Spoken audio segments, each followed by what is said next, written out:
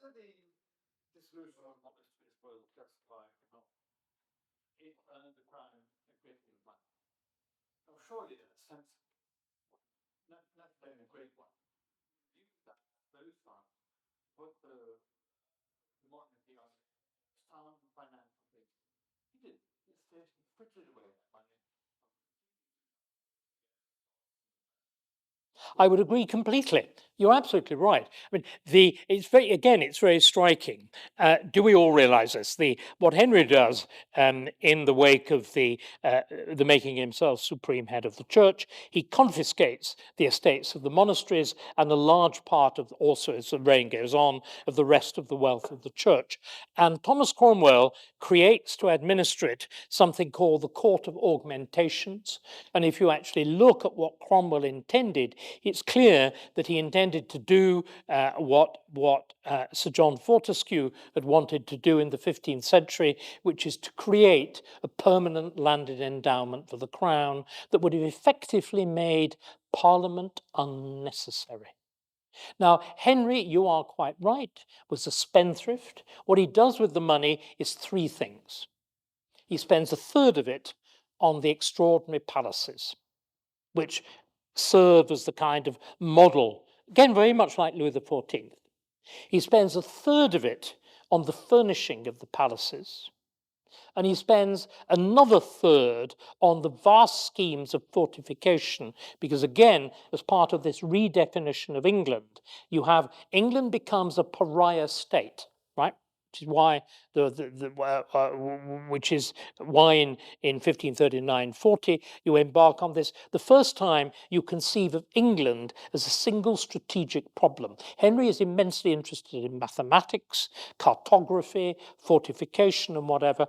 We know he has drawing tables and all the rest of it. We have many of his files of drawings, and what he does in 1539-40 is even better than what happens in the Napoleonic Wars or the Second World War. You fortify the entire coastline of England from Newcastle on Tyne right the way round to Milford Haven.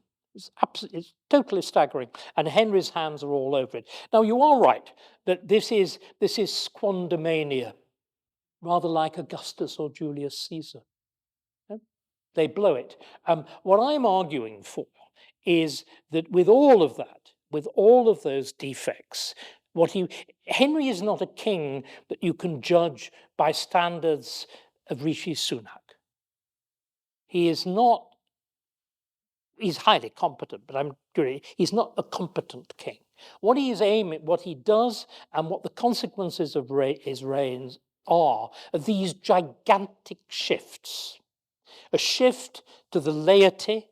Remember, before the reign of Henry VIII, the vast bulk of royal councillors are churchmen. What you get after the reign of Henry VIII is this dramatic process of laicization, in which only one or two bishops will sit on the King's Council. What you then get is something which I think is even more important. The English Church, once you've actually got over the horrors of Mary's reign, the English Church is what is called Erastian. It's under the thumb of the state.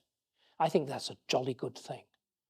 It means it never gets too much above itself. And when you have kings who conceded enormous power, as Charles I did with Archbishop Laud, I just hope, by the way, that Archbishop Welby doesn't fulfill the same function with Charles III. I mean, if you actually look at Welby's behaviour at the coronation, it is strikingly similar to that of Laud, who was rather brutally described by one of his parliamentary opponents as an ecclesiastical master of ceremonies at the coronation. So Henry demands, do you see what I'm trying to get at? Henry demands to be judged in a different way. Now, I'm perfectly prepared to concede, if what you're saying is, if Henry had been a prudent king, right? What would have happened is we wouldn't have had a parliament. Now, I'm sure if you were a monarchist, you'd regard that probably as quite a good outcome. Seems to me it would have been catastrophic. You see what I mean? That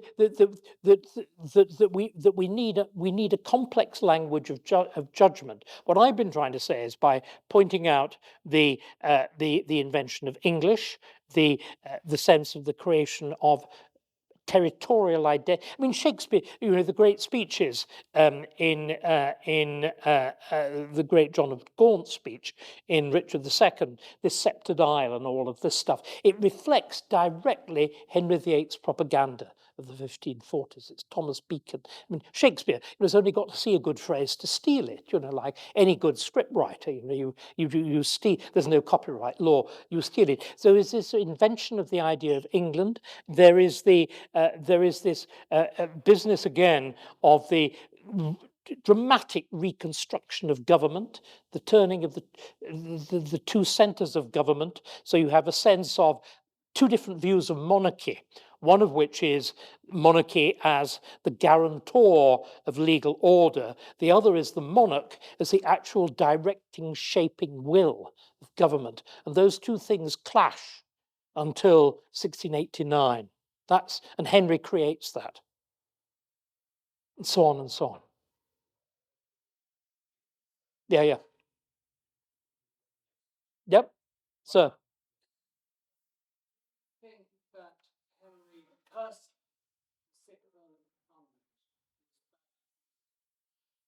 I think, Henry becomes a horrible man. Of course he does. But if you actually look at why, the divorce is something that tears apart his family, that tears apart his church, that tears apart everybody that's been close to him. And if you actually look at the 1530s, the 1520s, you see with Henry's decision to write the book against Luther and in favor of the Pope, you get an extraordinary campaign in England to defend the Catholic Church and the Catholic faith. Thomas More, Thomas More has known Henry since he's 9. Right? Thomas More acts as Minister of Police, the man who had been the key shaper of the ecclesiastical polity of the late part of Henry VII's reign and Henry's grandmother, Lady Margaret Beaufort. John Fisher is the person who preaches the sermons. All of that up to the moment of 1527 with the marriage promise to Anne Boleyn. And suddenly, Henry, of course, he assumes Thomas More will support him. He assumes Fisher will support him. And you know what? When they don't, he still gives them freedom of action in 1527. Thomas More is allowed, 1529 with More's case, Thomas More is allowed to become Chancellor of England, deliberately being exempt from involving himself in the divorce. Similarly, Fisher is allowed, after he's rejected Henry's claim for divorce, he's allowed to act as Catherine's principal advocate and so on. So it's only in the course of the horror of the divorce that Henry hardens and the savagery begins. And again, it seems to me that an enormous part of it is due to Anne Boleyn herself, her brutality. And Anne is trained in the court of France. And there's an absolute ruthlessness, determination. But Henry changes. Of course he does. Again, remember the Reformation in England. Again, your question, sir. The Reformation in England is a revolution, and it's forced on people. People do not want it. The myth that there is a Protestant movement in England is just not true. There are about 6 people at Cambridge. And those of you who've been to Oxford know that doesn't matter. Tiny groups. It's something that's forced by authority. Because again, we have, and I think we're all beginning to realize it now, and Brexit demonstrates this very clearly. Policy is essentially made by elites and minorities. And the notion, and the Reformation is exactly that. And attempts, as it were, at majoritarian reaction to it are usually resisted, and resisted very effectively. To what extent did he have anything to do with the education of his son, who, of course, did push for what the Protestants called the elites, but came from the state, might be something that Henry set up for him? Was that something that he was consciously aware of as he aged? I think, I mean, one is quite clear, that Henry is absolutely aware, as you can tell from the Privy Chamber painting and those verses on it, that his principal claim to fame is being supreme head of the church. The issue is, who will defend the royal supremacy? And generally speaking, you need to be in the Protestant direction to do that. Again, the reason for the immensely complex, which I haven't tried to talk about, the immensely complex politics of England after 1536 is that the conservative establishment, people like the Duke of Norfolk, Bishop Gardiner, Bishop Tunstall of Durham, they all realise that Henry on most areas of religious policy is pretty conservative. So you get a large number, Henry's council from this point becomes extraordinary, that you get a division between those who really are in honesty Protestant and those who in honesty are Catholic, but they all pretend to follow what the king is doing. And the king, of course, also, again, under the influence of Erasmus, again, the comparisons with Tony Blair are really interesting. Erasmus is keen on a middle way. And Henry talks about ver media. He talks about avoiding the excesses of mumpsimus on one hand and sumpsimus on the other. He delivers emotional speeches from the throne in Parliament. It's all a complete load of guff. And what Henry is doing is whatever he thinks fit in religion. And it's English, the polity of the English Church from the Act of Supremacy onwards, first to Edward and then to Mary, under Henry, it's pure idiosyncrasy. That means, of course, you've got this terrible problem on the. This is why the dial of faction swings so violently. The faintest way that you step out of line, if you're on the Catholic side of the council, well, of course, you're a traitor, aren't you? Because you're flirting with Rome. If you swing a little bit too far on the Protestant side of the council, well, you're a heretic, aren't you? And so you're to be burned alive. And this is why you get this terrifying swing of policy and of, as I said, the dial of execution swinging in one direction or another in the latter part of the reign. I first argued this way back in the 1980s, and very interestingly, Dermot McCulloch, in his masterful new biography of Cromwell, just says yes, that's what it becomes. So it is Henry's mere arbitrary will.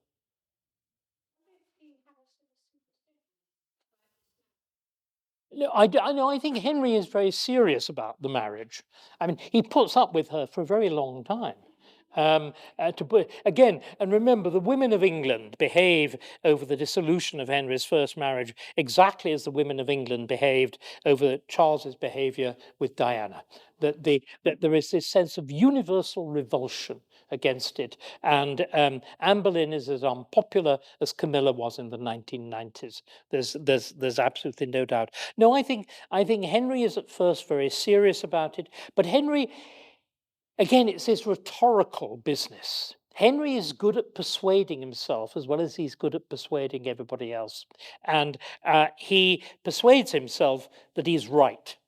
And I think this again is something that we need to understand with highly effective politicians. It is this question of self-belief, but also the ability to communicate it. And to put it at its crudest, the best liars believe their own lies. And it's perfectly clear, for example, that Henry's entire case for the divorce is lies.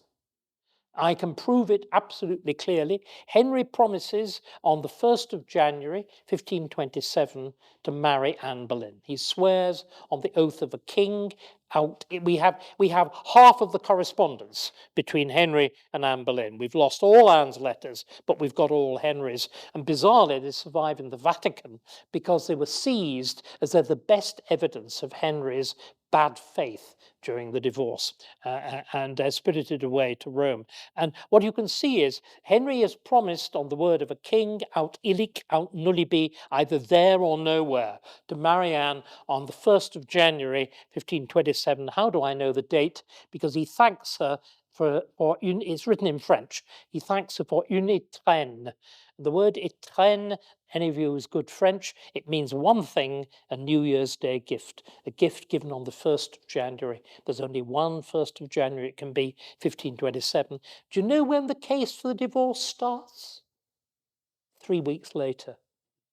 So he's already promised to marry Anne. And this entire fiction of, I want to prove that my marriage to Catherine is valid and whatever, is total fraud.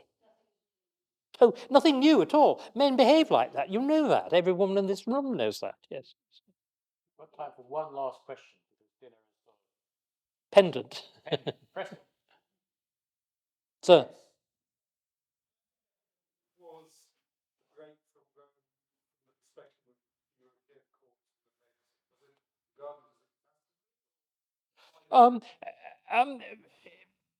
The break is not absolute, but it's progressive. In other words, it goes deeper and deeper and deeper. If you actually look at the court of Henry VII, it's a completely European court. If you look at the great works of the latter period of Henry VII's reign, the great tomb chests in the Abbey by Torrigiano and whatever, if you look at the work on Wolsey's tomb, Italian, Italian, Italian, Italian, Italian, that begins to break. It begins to rupture. But you still get lots of foreigners coming here, particularly French and renegade Italians, but the lines of severance are happening. But they only complete under Elizabeth.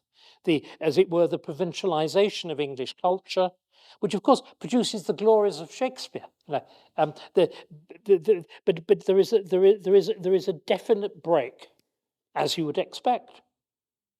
England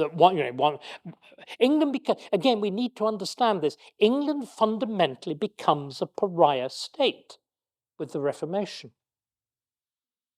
But it's very like Brexit. It's this sense, and again, what you do as a result of that, you cultivate the notion of difference, which I would argue centers on the whole history of the English Parliament. The English Parliament is radically different from the Estates General of European countries. And all of this is entrenched under Henry. The very big story. But what I've tried to do this evening is to anchor it in a particular idea, which is the quest of greatness, to give you some sort of psychological background and to give you a few of the big key points to hang the thing on.